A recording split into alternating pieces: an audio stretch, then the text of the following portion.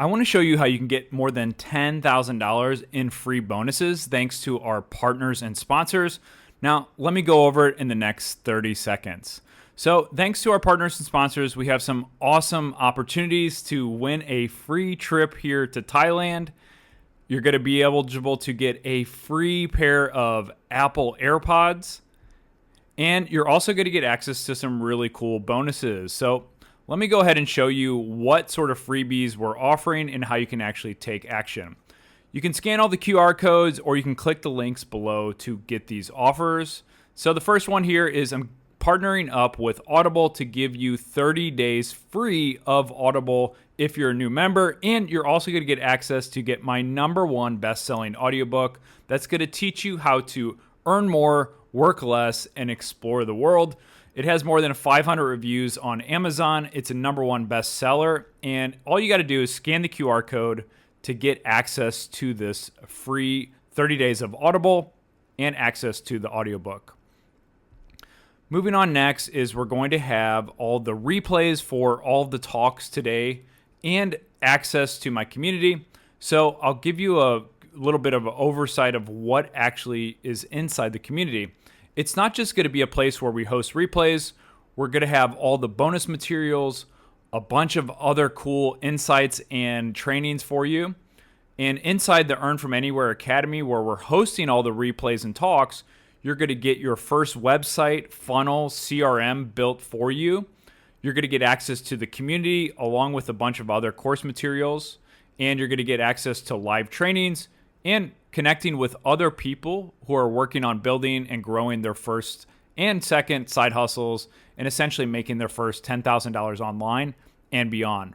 So we have a bunch of other bonus materials and other freebies as well. Inside the Earn From Anywhere Academy, you're going to get all the replays that you see from the Side Hustle Summit, free course materials to actually sell and build your own first funnel, access to the Earn From Anywhere Academy community, private trainings and coachings for myself and my team, and a bunch of other bonuses. So if you want to actually see inside for yourself, you can start a free 7-day trial. All you have to do is scan the QR code or just go to school.com/EFA. And so once you're there, once you're inside, send me a DM. You're going to get full access to all the materials from the summit, all of the other bonus materials inside. And there's so much cool stuff inside the Earn From Anywhere Academy. So once you're inside, say hello to me and we will get you started. Next up, we've got High Level here. High Level is essentially a Swiss Army knife or a business in a box. And basically what they do here is they're one of the highest rated CRMs, marketing automation tools, social media planners, calendar schedulers, and they have more than 8,000 positive reviews on Trustpilot. And so we've partnered up with them to give you a 30-day free trial. And the cool thing is if you get the yearly plan, if you sign up for yearly and you join the Earn From Anywhere Academy, we're actually going to be building you your own funnel website with all of the resources and materials completely done for you within 7 days. So sign up for that, scan the QR code, or click the link down below to make sure you get access to this extended free trial. Then we have Empire Flippers, which is the #1 curated marketplace that has bought and sold more than $500 million worth of online businesses and websites. And what's cool is I actually helped them develop their valuation tool back when I was there. And one of the cool things about this valuation tool is it has the most actual real world data backing it, meaning real time and real world valuations based on sold data, more than $500 million worth of businesses. So what does this mean for you? If you have a website, if you have a business, or you just want to see how far your business can grow, just scan this QR code and basically it'll tell you within 30 seconds how valuable your business or website actually is. And the more accurate your insight and input data, the more accurate it's going to be. So thank you so much to our partners and sponsors and for you for joining the Earn From Anywhere Academy and the Side Hustle Summit. So make sure you take advantage of all of these resources. We'll leave links below in the description so you can take action. See you. Take care. Hey everyone, I'm super excited to introduce Mike and Milan, the two masterminds behind PlayStack. and they've got a super cool workshop that they're going to be sharing with us today on how to grow your business or how to increase your revenue with YouTube. So I'll pass it over to you guys. Yeah, thanks so much, Mike. So basically, with this workshop, there's a lot of YouTube advice out there. I mean, you search on YouTube how to grow a YouTube channel, you'll literally get hundreds of thousands of videos. So we with this workshop really want to cut through the fluff and just get into the actual the things that will move the needle more than anything else.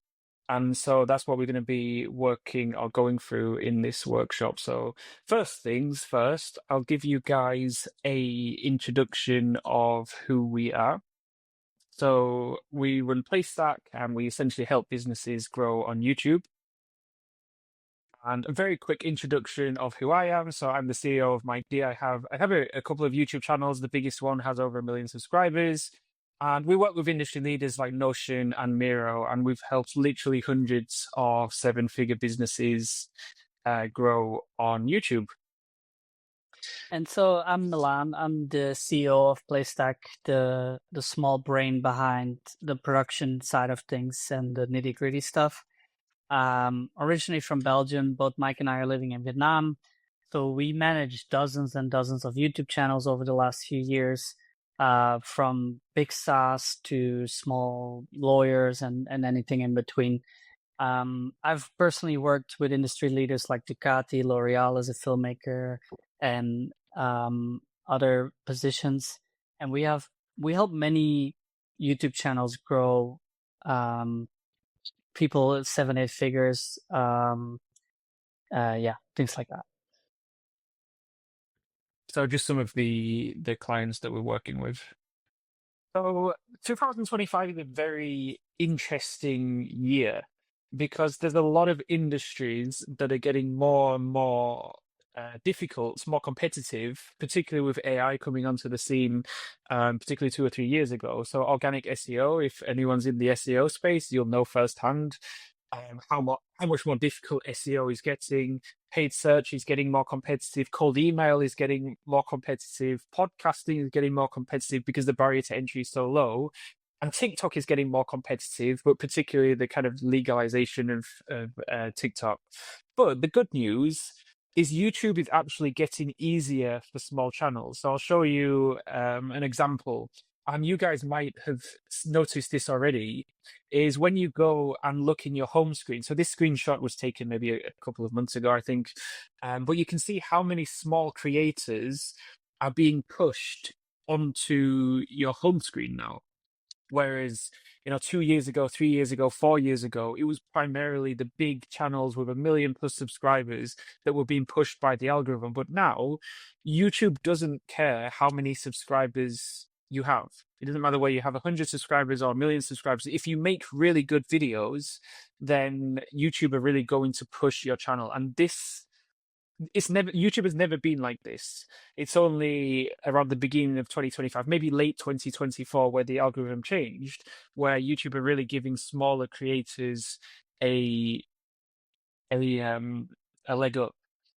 So if you've not started a YouTube channel yet, positioning is very important, as Milan is going to explain. Yeah, so before you want to dive straight into creating videos on YouTube, which might by itself already be very overwhelming, because like YouTube it's a video, but what are you going to say in the video? What is the thumbnail going to be like? What's your title going to be like?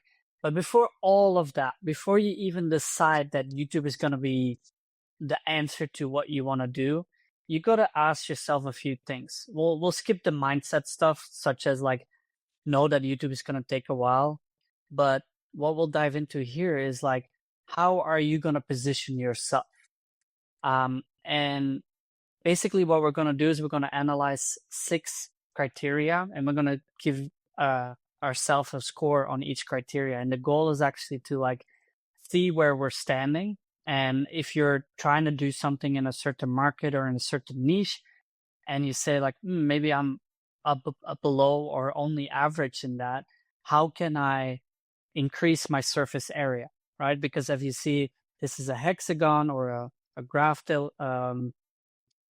radiograph, and we're trying to basically see how much surface area we can get. And the criteria we're looking at is the gaps in the market, which is literally like, what's the demand in this niche? Are you going to be another Minecraft YouTuber, which is so saturated, or are you going to be explaining things like a rocket engineer for the next rocket to the moon, which is like super niche and probably a lot of demand for it just because people are interested in. These are obviously vastly opposite from each other, but like the gap in the market needs a little bit of research to like see what's the demand in it, what are people looking for. Now next is like, what's your expertise? Are you a business owner? Are you an SEO specialist? Are you a lawyer that is credited? Do you have case studies in what you're doing? Because we're really working with business channels here, right? So like, how much are you standing out compared to your competition here?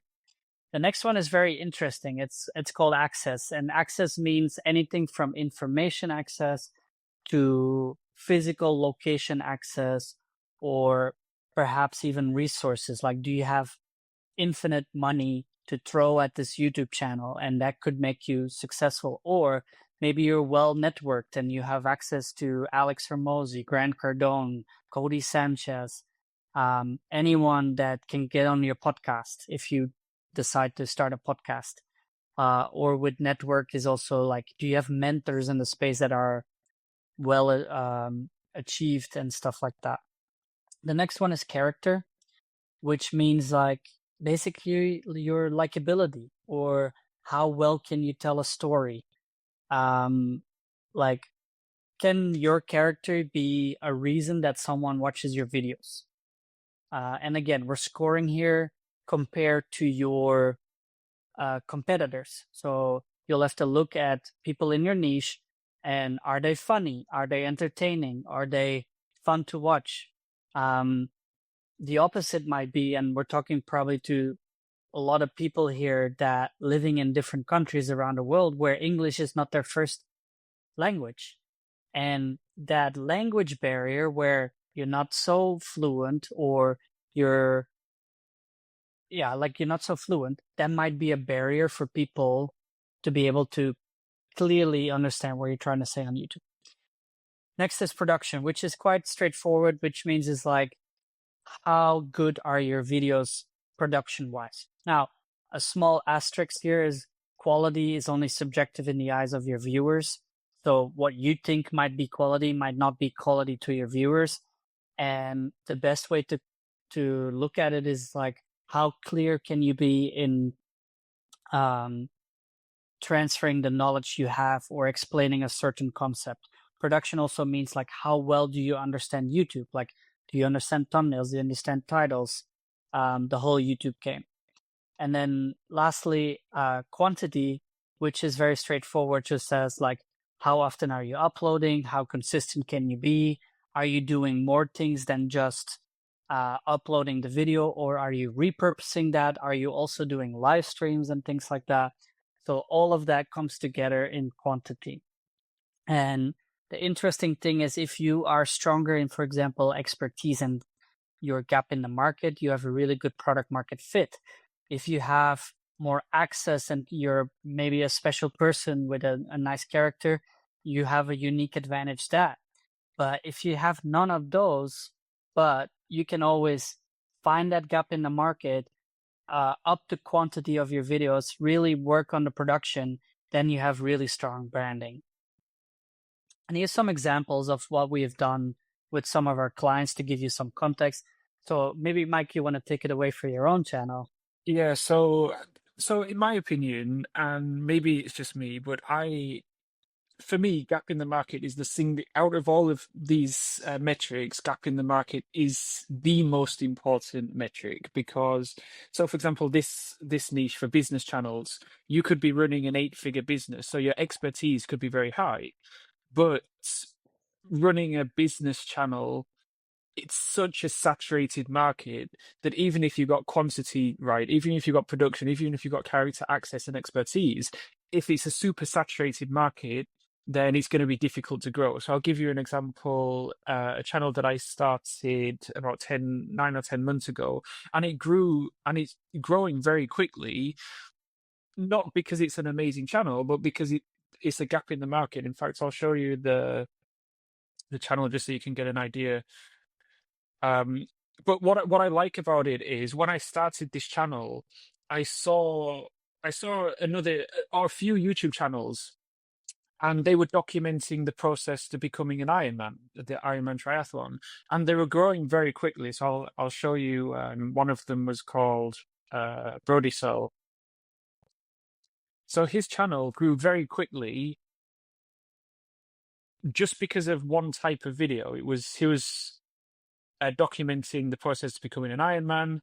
His first video a year ago got 215,000 views, and I saw this and I was like, and it's not like a ridiculously good video, but there's obviously huge demand there.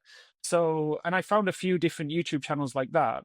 So I was like, okay, if I can make a video like this, because I was already training to become an Ironman, I was already training for a triathlon. So I was like, why don't I just document the process, because there's huge demand here. And so that's exactly what I did. And I started this video here 10 months ago. And then I pivoted, I A/B tested. I started doing 30-day challenges, and then cycling videos, and then AliExpress cycling videos.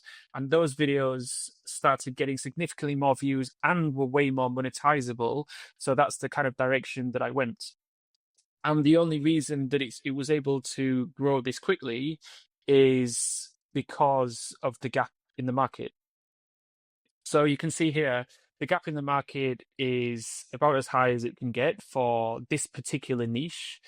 The quantity is pretty basic, like one video a week, one long form video, one short form video a week. So for me, it doesn't take that much time at all. Production is okay. I'm still doing talking head videos. I could go out on the street and start reviewing this stuff, but that would just take more time. So there is a kind of balance you've got to have there. Character, I mean, I don't think there's anything particularly special about the way that I review the videos. What I do though is I do have vlogs every now and again. So I made this video. I went from 0 to Ironman 70.3 in 10 months, and that's a vlog video that just shows a bit more personality, a bit of behind the scenes, a bit more about me. And the reason why that's important is because if the viewers can kind of get a snippet into what your life is like, what you do in your free time, that kind of thing, then your trust, your credibility, your likability all increase. So that's why I do a vlog like once every 2 months or so. Yeah. Access, nothing. Yeah, go on, man. Yeah, I mean, yeah, indeed. Like for the rest, it's nothing special, quote unquote. It's just really leveraging that gap in the market. But I'll show you a little bit like how other things can be when the next example, for example, is where there's no gap in the market, but Luke Nguyen, for example, was able to leverage other things. Luke Nguyen, for some context, is a celebrity chef, Australian Vietnamese.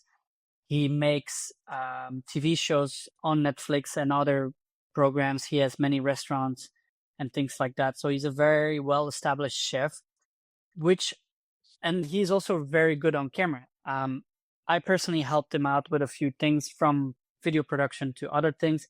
Then if we go to the next one, you can see that because he's a chef, he creates a lot of content around cooking and culture and history of cooking and things like that.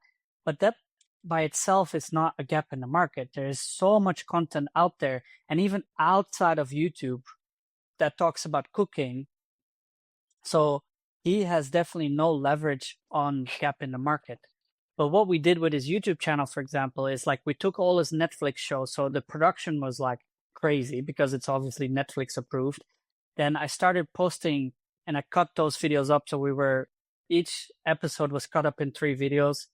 We started posting those like crazy. So that we're doing 3 to 4 videos a week. Then he as a person is very likable. That's why he's also on TV shows, of course. Like he has been on MasterChef. He worked with Gordon Ramsay, things like that.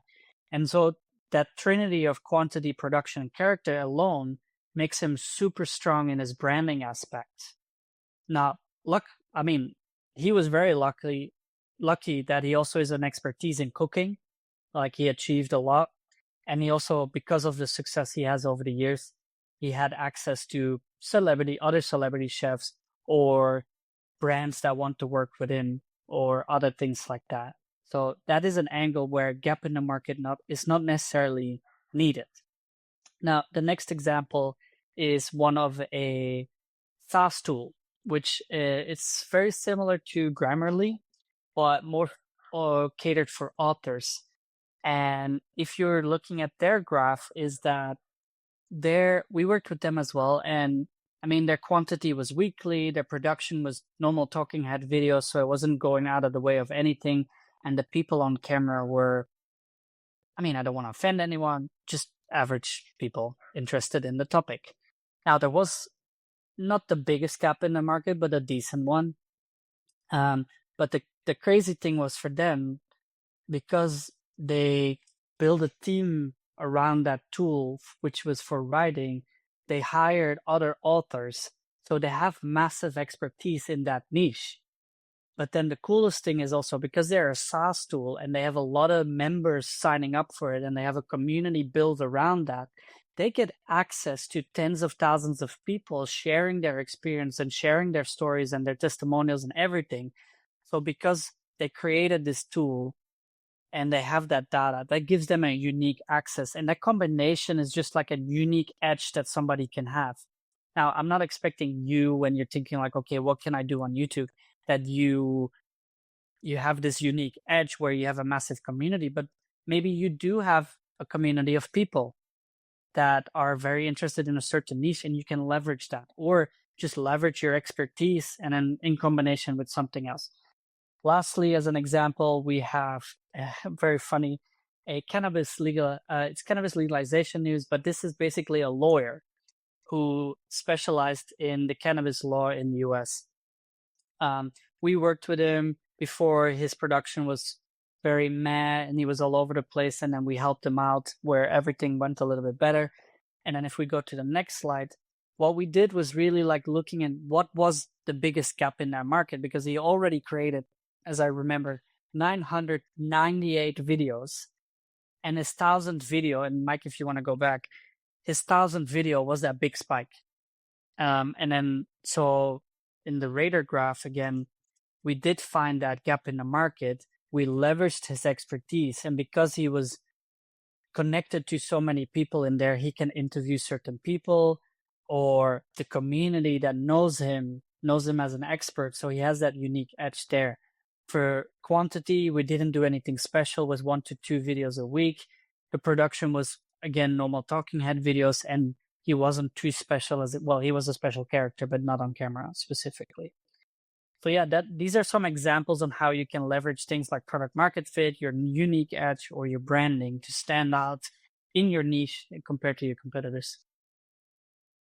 Yeah, so once you have your kind of positioning, or once you've thought about your positioning, it's then a case of, okay, what type of channel do you want to start? What type of videos do you want to make?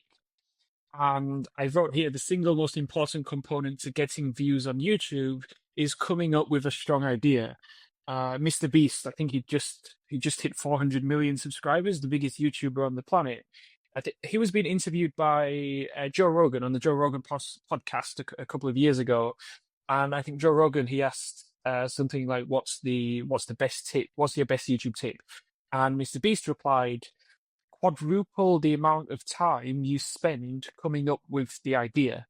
Because a lot of people, they kind of get distracted with things that don't matter. We have one client that was spent 2 or 3 weeks deciding whether or not to wear a chef's hat in one of his videos, and Milan and I were like, it really doesn't matter whether you wear a chef's hat or not. The idea is so much more important. So what do I mean by the idea, and how do you kind of come up with that, right? So there's a few different ways, and this is the easiest way, is rank channels from most popular. So you literally go to any of your competitors, any channels in your niche, rank them from most popular. And from here, essentially you want to reverse engineer what is already working. I think one of the biggest mistakes on YouTube, or one of the biggest mistakes that people make on YouTube, is just making a video on a topic that they just randomly come up with. And it's like, why would you do that when you can do research? There's millions of videos out there. There's so many data points out there. Why not make data-backed decisions as opposed to just kind of a guessing game, where you don't know whether that video is going to work? But if you go to one of your competitors or another channel in your niche, you rank their videos for most popular, you already have data now on what works and what doesn't. For example, with Sabri Subi, his most viewed video, how luxury brands brainwash you to buy. So if you was in this niche, you could make a video on how luxury brands use mind tricks to make you spend money.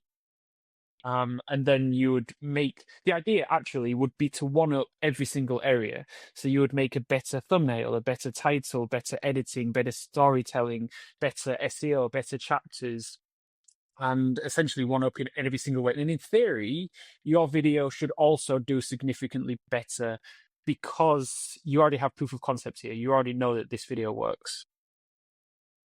The other way is finding breakout topics. So similar to what I showed you with Brody Searle, where the Ironman triathlon, whenever anyone made a video, whether any kind of athlete channel made an Ironman triathlon video, that video tended to outperform the other videos on the channel. Here's another example. So these are all marketing channels.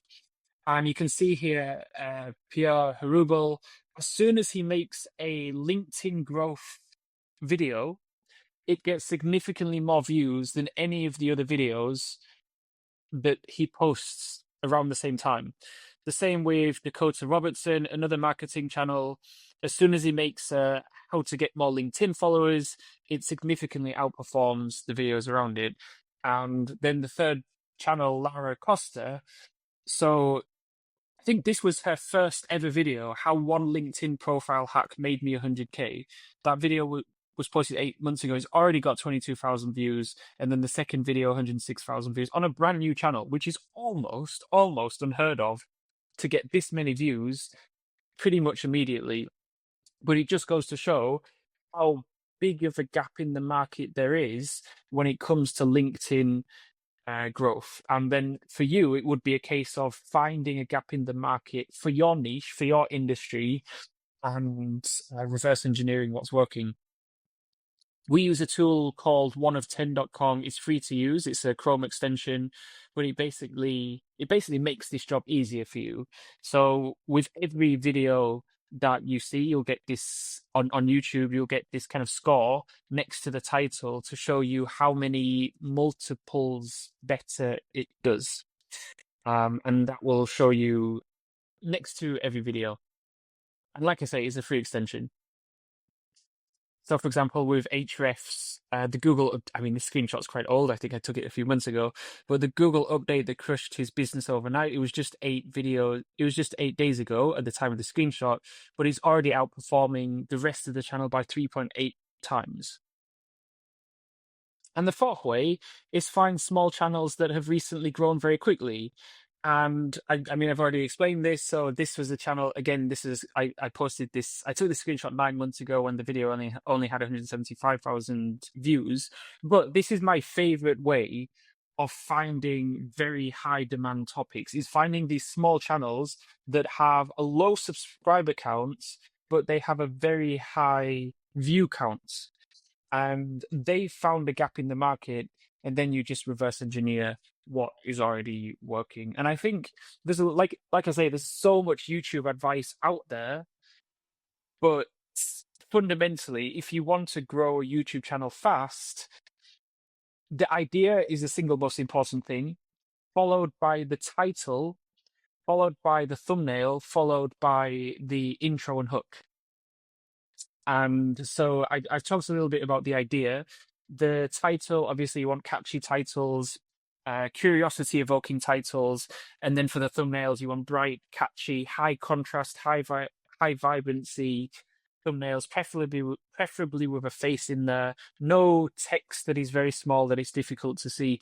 So if you're starting a YouTube channel, like I say, there's so much advice out there, but if you focus on number one, the idea, number two, the title, number three, the thumbnail, and number four, a really catchy hook, so the first 10, 20 seconds, and that's like 80% of the equation when it comes to getting views. And then from there, it's just a case of the 1% rule, getting 1% better every single video. Yeah. I would add to that, if you want to use YouTube as a side hustle, for example, or as a way to make money, there are three factors that you really want to look into to make that decision easier. A few of them we've covered, which is the gap in the market to make it so much easier to do.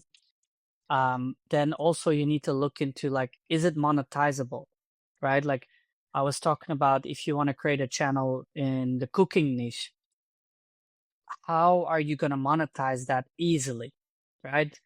The most straightforward thing is, like, maybe you're going to start creating merchandise around chef knives or like clothes you wear in the kitchen. Maybe you have a restaurant then that you can promote, but it's very difficult to monetize versus if you have a niche. And let's take Mike's niche, cycling products. He can do affiliates, but maybe later he can create his own products or things like that. So you really want to think about, like, what is monetizable. Now, if you're running your own business, then building a YouTube channel, trying to attract potential customers is the most straightforward answer. There's other things like affiliates. Like, we rarely look at YouTube AdSense as a revenue stream for YouTube. That is just a nice bonus to have that might pay for the editing, that might pay for some things here and there, but it's hardly the main goal. Sponsorships is maybe one of the things, but then you need traction, especially depending on the niche. Now, so we have gap in the market, monetization. But one thing that people never think about is consistency. How long can you stay consistent creating content for that channel? And that usually goes hand in hand with either you make a ton of money out of it and that makes you very motivated to keep going, or you're passionate about the topic. And yes, there's a discrepancy between what you're passionate about and what's the gap in the market and the monetization. But if you can find the trifecta of those three, that's what Mike did, for example. He's interested in cycling. There's a monetization possibility and he can talk about it forever. I'm still trying to figure that out for myself. There's a few interests, but they're often not monetizable or lack of gap in the market. But these are the kind of things you want to be thinking about before starting a channel. Cool. I think we can go to questions if we've got any questions, Mike. Yeah. So first off, thank you so much, Mike and Milan. That was super informative. Love the overview there. And again, I don't know if you guys touched on this, but YouTube is the second biggest search engine out there. People are searching for all types of cool stuff. I've seen personally, for even just having a small channel, what YouTube does a great job at is if you create content in a certain niche, it does a good job of showing that content to the right people. So you don't need to get millions and millions of views. You just need to get the right people with the right views. And at least that's been my experience. So Mike and Milan, the question I have for you guys is, if I have a business or a side hustle and I'm looking to, let's just say, get my first 10 customers, what should that whole process look like? I know you kind of went through step by step, but is it more just going down where their avatar is and trying to create content that their avatar will enjoy? Or is it more like, like more about their business, what they actually do? Can you guys give a little bit of insight? I think Milan and I's approach to that would differ quite significantly, because the approach that I would take is not necessarily conventional, where, as I kind of explained, I would, if I'm going to start YouTube, I would always find the gap in the market. I would always find the niche that a lot of people are searching for. A lot of people are searching for those these keywords and these videos, but there's not that many videos out there. That's where I would start, because from there it's so much easier to start gaining traction, and then to funnel the audience into your products. For example, my triathlon mic video, there's a few things that I wanted. Firstly, I wanted the viewers who already want to buy something. So they've already got their wallets out. And I know that because I'm making review videos. So people are looking to buy things. And then I'm just like, okay, you should buy this, you should buy this, you should buy this. Don't buy that, but buy this. And so it's it's easier to make money if people are already in the mindset of they're looking to purchase. I was literally today talking with I had coffee with a YouTuber who has 1.5, maybe 2 million subscribers now, and he has a small and he has two channels. He has a very small channel. It has like 2 or 3,000 subscribers. The small channel, and with that small channel, he helps wealthy Canadians move to Dubai, and for every sale, he gets a $7,000 commission. And it's a tiny channel. It's got 2,000 subscribers, but because it's kind of like a niche within a niche within a niche, and it's super focused, and the people that he's targeting are like multi millionaires. He can do that. So it's not necessarily about the views, but that's kind of the direction or the strategy that I would approach it at. Yeah. If you are stuck in a niche where you can't really find a gap in the market, there's some things like you can do. What Mike said is finding maybe formats of videos, or maybe a style that would be more popular. But for example, let's say you're a lawyer or even a dentist or whatever it is, or like we're all digital entrepreneurs here, so let's stick it to that. Like you build app funnels for people or whatever it is. The low-hanging fruit to really target those people that you want to be your customer are what people call bottom of the funnel stuff. And the best thing is those are people that are already aware of their problem, but you just want to give them that extra push. So it could be content like, hey, here's a case study of what we did and how we did it. Even lower hanging fruit is answer like any question that you answer on a sales call more than once, or any problem that you've seen in your industry come up more than once. Make a video on it, because first of all, you're going to have to explain it again, but instead of doing that, you just direct them to that video, and then they'll look at it as like, oh, he knows what he's talking about because he made a video on it, and so that builds trust as well. And a lot of the things within YouTube for business people, there's some direct revenue from it, but I would say even 75% is indirect. That helps you with trust, credibility, conversion rates, and things like that. And that's a lot what's the non-sexy part of YouTube. What we just explained to you is like, if you have the chance to start a new channel and you're trying to figure out where to make money, then yes, go find the gaps in the market, find that monetizable part, and then see if you can do it consistently. But if you already have a business and you want to leverage YouTube, start with the low-hanging fruit, case studies, things that build credibility, and help convert people, basically. Awesome. Yeah, love that insight. And I know you guys mentioned the 1 of 10 thing. I think it's maybe a little important to kind of elaborate on that. So the whole purpose of 1 of 10 is to find outliers, right? Because you might see a channel that has 2 or 3 million followers, and they might get a ton of views on a video, but on their back end, they're like, man, this video performed terrible. You're looking for those videos in your research that the ratio between how many followers they have to how many views it got is essentially a huge differentiator, right? Is that kind of how you guys use 1 of 10? Yes. Yeah. So it's like, it's very different seeing, for example, Alex Hormozi making a video, and that specific video significantly outperforms the rest of his channel. Let's say he gets, I don't know, 5 million views, versus a small channel with 1,000 subscribers getting a video with, let's say, 500,000 views.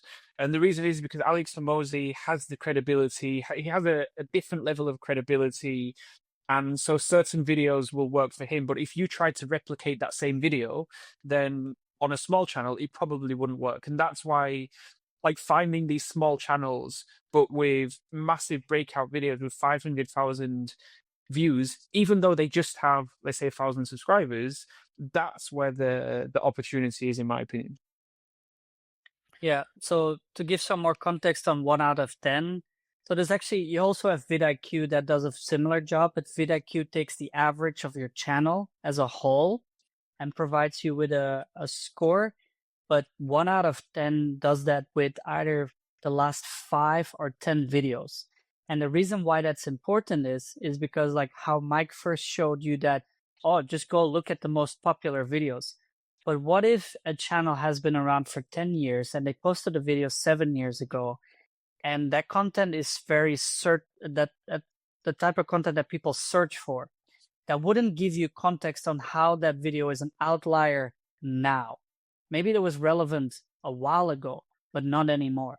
So what has that creator done in the last 10 videos that stood out, or something like that? So it gives you more of a recent kind of like perspective of like, what are the videos currently that are performing better versus what are the videos that do well on search, which is also a strategy, by the way. We have clients and we have people in our community that basically do that specifically because they're in such a very niche of a niche of a niche where it's impossible to create interesting content, like the Google workspace and how to like set up your DNS and whatever. Like that's purely searchable content. Or if you're a video, this was when I started as a video editor over 8 years ago, I was just searching like, how do I do this?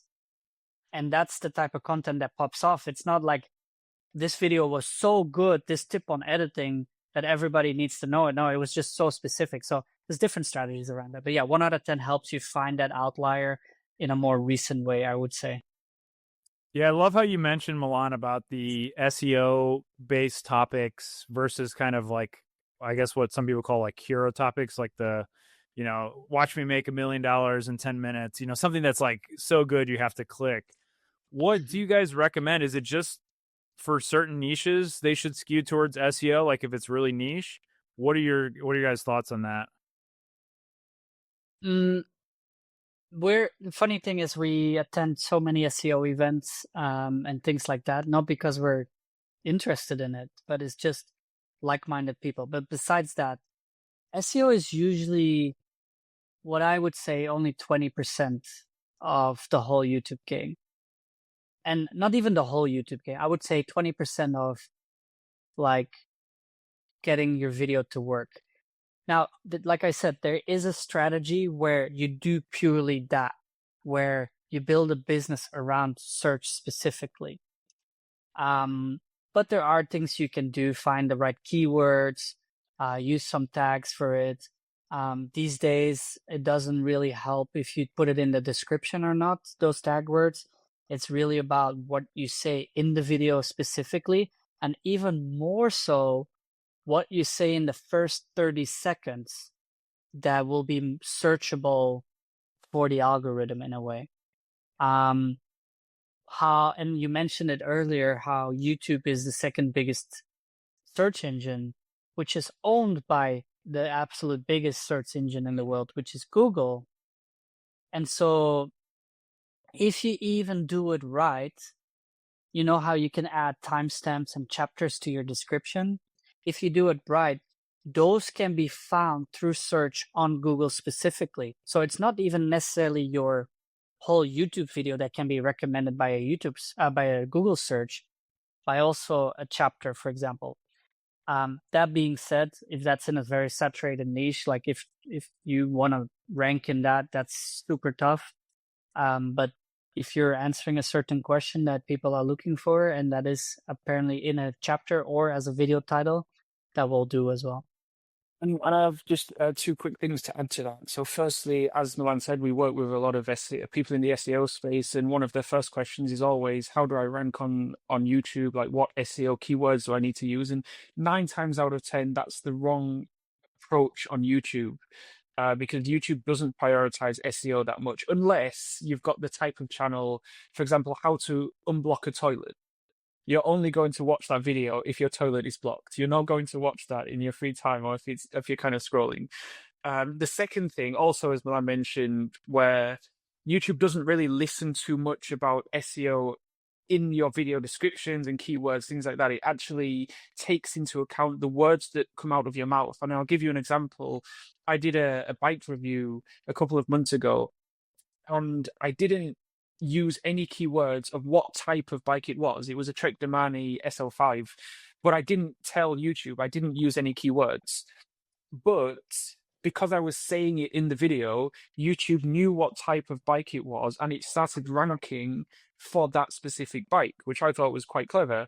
And then I went back and I started to optimize the SEO. But it just goes to show that what comes out of your mouth, specifically in the first 30 seconds, is more important. Awesome. Yeah, I love that. I think that's getting the hook right, and then also making sure some of those important keywords if that's the route you're going down. And I'm curious, you guys mentioned some pretty awesome case studies where, I think you mentioned a guy, he made his 100th video and had a huge breakout video. What were some of the, let's just say, behind the scenes things that you were able to do? And if you're able to share those specific examples of what that video was that took off. Yeah, it's actually quite interesting because it's the best video we ever done for one of our clients, which by now has reached over 1 million views. Let me find it real quick. But basically what it was actually not 100 videos that he did. It was 998 videos. And he was on YouTube for quite a while. And this is often what happens when we work with people where they've been on on YouTube for a while. They understand that YouTube is a very important platform to use for their business, but they just don't know how to do it well. And often what we just have to do is come in and optimize. So what we did for him specifically is what we spoke about with 1 of 10, was what we spoke about, like optimizing the things that matter. And we just looked at his channel, because we had so much data. And this is, by the way, another tip when you start on YouTube. Your first 5 dozen videos are going to suck. And so what you want to do is just gather as much data as possible of like what worked, what doesn't work. Because often the difference between an okay video and a really good video like this specifically is just the optimization of it. Because people have so much choice on YouTube. What is it going to be that they're going to watch your video compared to someone else, right? And so these optimizations of like slightly better thumbnail, slightly better title. I'm going to try to share my screen real quick here. Can we see it? Yeah, here. So this was that specific video. It was we posted this 2 years ago, and this is honestly getting thousands of views every day.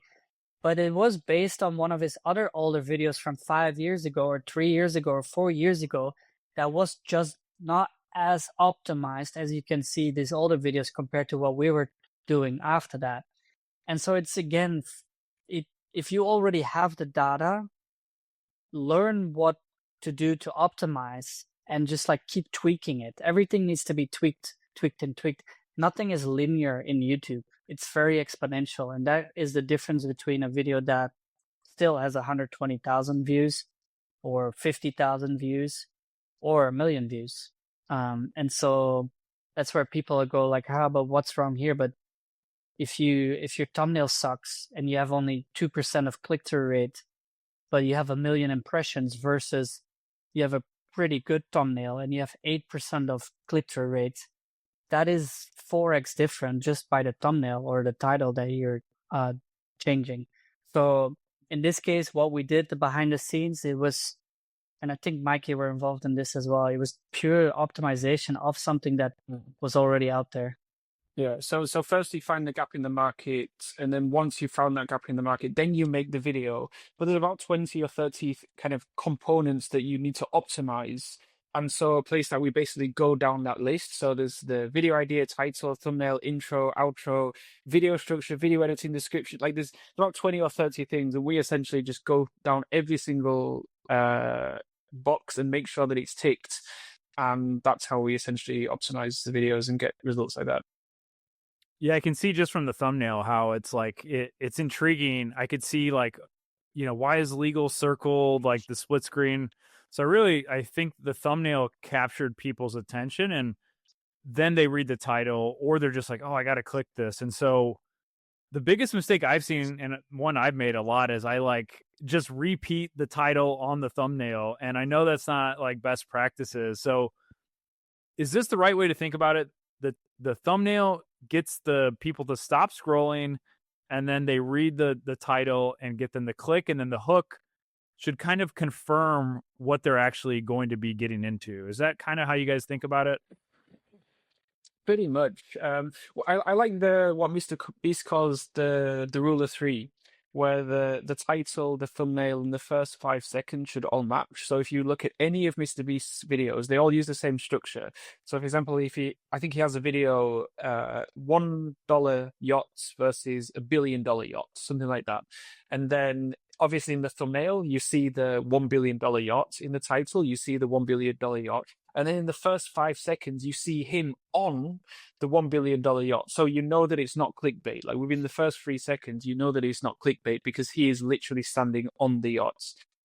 So I like the rule of three, and I think it's an underused strategy.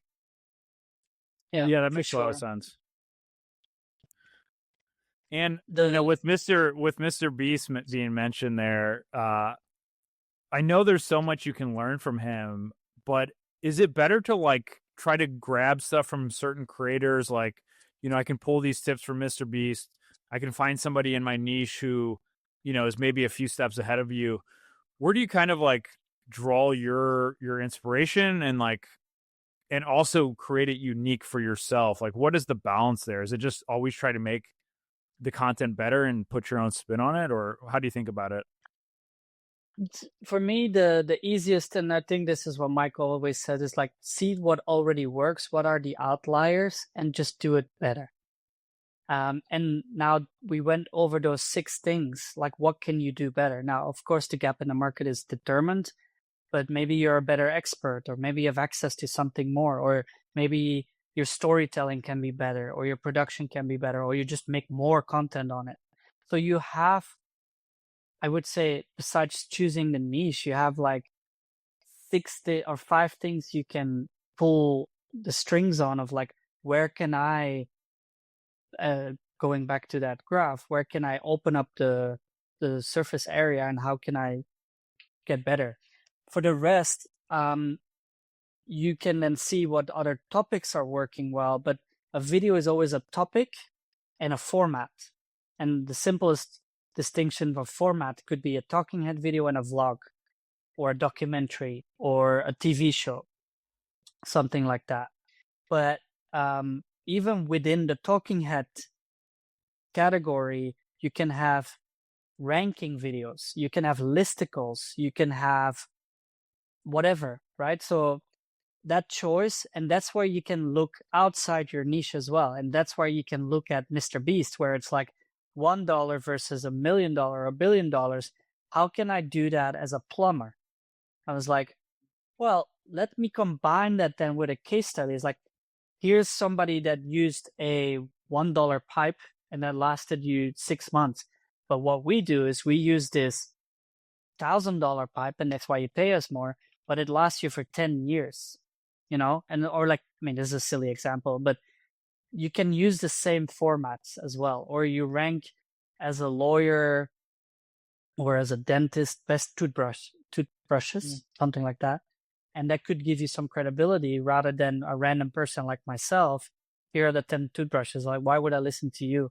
But as a dentist, you can leverage that. Yeah. I would say the same, make it better, but also add your own spin on it. So like with the Ironman videos that I did, I was seeing that all the videos out there, or the vast majority of them, are of like very athletic people. They'd been like in sports for all their lives from high school, and so my angle was, look, I was never an athletic kid when I was at school, and I've just got into it like a year or 2 years ago. And so that was my angle, like a very different angle to a lot of the other channels out there, even though the premise was the same, that the end goal was the same, that I was completing an Ironman, but it was just a slightly different approach. Yeah. So this is maybe one last thing around that if people are like, oh, but I'm not an expert in this topic. First of all, there's 3 ways of delivering a message. It could be your opinion, your experience, or you're an expert in it. That's like simplifying it in a way. And so when you look at Alex Hormozy, he is like at level 100 already. And then it's like, okay, it's cool that you're explaining this to me, but I'm here with $100 in my pocket. What can I do to turn that into $1,000, into $10,000? And you might not feel so relatable to Alex Hormozy, but then there's another guy who made a video on like, I just made my first $10,000 from zero, and this is how I did it. And so he's not where Alex Hormozy is, because he made millions, if not hundreds of millions of dollars, but he's lower down the stairs and he's more relatable to that person who is actually looking for that information. And so no matter where you are in the expertise ladder, no matter what you have as an advantage, your opinion or your lack of expertise could be something that you can leverage in a video as well. Yeah, no, that's very insightful stuff. And I guess like anything else that you guys, any common questions that you see that like, I'm sure you get more. Yeah. For me, one of the things that I see a lot, because my background is in filmmaking and editing, and it's just like, because I'm really talking to our clients a lot, is like, oh, but I'm not so comfortable on camera. I don't know what to do. If you look at the grand scheme of things and what Mike said about the idea being the number one, you being on camera is maybe 5% of the whole equation, and it will not make that much of a difference. Now, if you're starting to grow and scale, that might be a bigger difference as to like getting that edge. But trust me, just getting stuff done and then gathering that data of what works, doing that 1%. And the thing is, like, I had a conversation with someone who's like, because we did a similar presentation like this, and I think you saw that same presentation, and she messaged me after and she said, yeah, if I do everything you tell me to do and I do all the steps, I think I can start in January 2026 with my first video. And I was like, why? It's like, yeah, you shared so much and it's like so much work, and I can spend maybe 10 hours a week on this. It will take me till 2026. And I'm recording this, and she's told me that in July, by the way. So that's like 6 months away. But the thing is, like, it will never be perfect. There's no way that a video will be perfect unless you hire the best people in the industry and things like that, where you can really like find that edge. But even then, like, there's so many variables, it will be basically impossible to get that perfect video out. And so the best thing you can do is get started, get those first 10 videos in, make yourself comfortable, and keep going. Yeah, we're more than happy to jump on a call with you and go over your channel for a bit. I'm pretty sure people are also getting resources at the event. So we have our 5-phase framework where we go step by step on how to set up your strategy, what to do step by step to create your videos, and how to analyze your content and stuff like that for the best results possible. And so we'll make that available for sure. Yeah, I'll leave all the links below that we talked on about today. And again, if you're a busy entrepreneur, or you just want to make sure you have a blueprint and process and team behind you to get faster results, like PlayStack is definitely the go-to guys to help you do that. And I think a lot of entrepreneurs, they get so much stuff going on that they really need a system like PlayStack and a team that can kind of come in there, help keep people accountable, and get people focused on the things that are going to move the needle and bring in more revenue for their business. So love what you guys are doing. Thank you so much for all the insights and tips here. This was really informative. I want to show you how you can get more than $10,000 in free bonuses thanks to our partners and sponsors. Now, let me go over it in the next 30 seconds. So, thanks to our partners and sponsors, we have some awesome opportunities to win a free trip here to Thailand. You're going to be eligible to get a free pair of Apple AirPods, and you're also going to get access to some really cool bonuses. So, let me go ahead and show you what sort of freebies we're offering and how you can actually take action. You can scan all the QR codes or you can click the links below to get these offers. So the first one here is I'm partnering up with Audible to give you 30 days free of Audible if you're a new member, and you're also going to get access to get my #1 best-selling audiobook that's going to teach you how to earn more, work less, and explore the world. It has more than 500 reviews on Amazon. It's a #1 bestseller, and all you got to do is scan the QR code to get access to this free 30 days of Audible and access to the audiobook.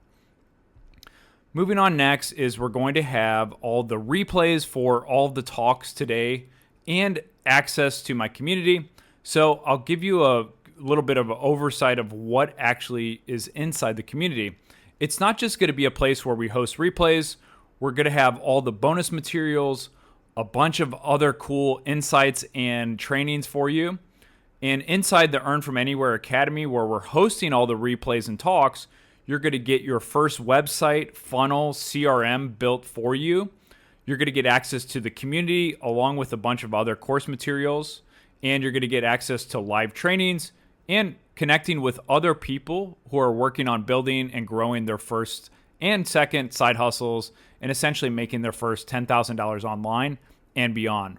So there'll be a bunch of other bonus materials and other freebies as well. Inside the Earn From Anywhere Academy, you're going to get all the replays that you see from the Side Hustle Summit, free course materials to actually sell and build your own first funnel, access to the Earn From Anywhere Academy community, private trainings and coachings for myself and my team, and a bunch of other bonuses. So if you want to actually see inside for yourself, you can start a free 7-day trial. All you have to do is scan the QR code or just go to school.com/EFA.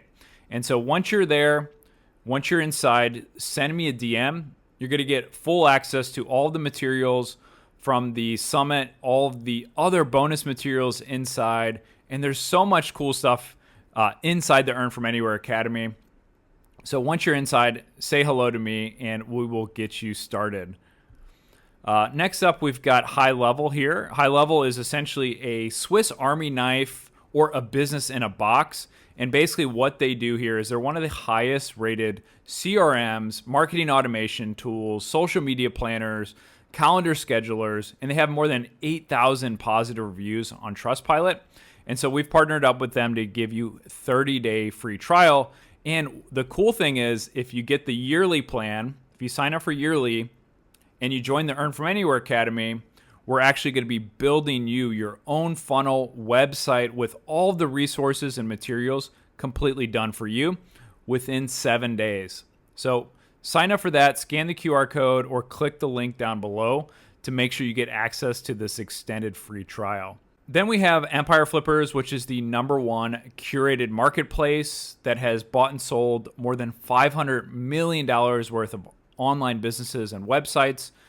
And what's cool is I actually helped them develop their valuation tool back when I was there. And one of the cool things about this valuation tool is it has the most actual real world data backing it, meaning real time and real world valuations based on sold data, more than $500 million worth of businesses. So what does this mean for you? If you have a website, if you have a business, or you just want to see how far your business can grow, just scan this QR code and basically it'll tell you within 30 seconds how valuable your business or website actually is. And the more accurate your insight and input data, the more accurate it's going to be. So thank you so much to our partners and sponsors and for you for joining the Earn From Anywhere Academy and the Side Hustle Summit. So make sure you take advantage of all of these resources We'll leave links below in the description so you can take action. See you. Take care.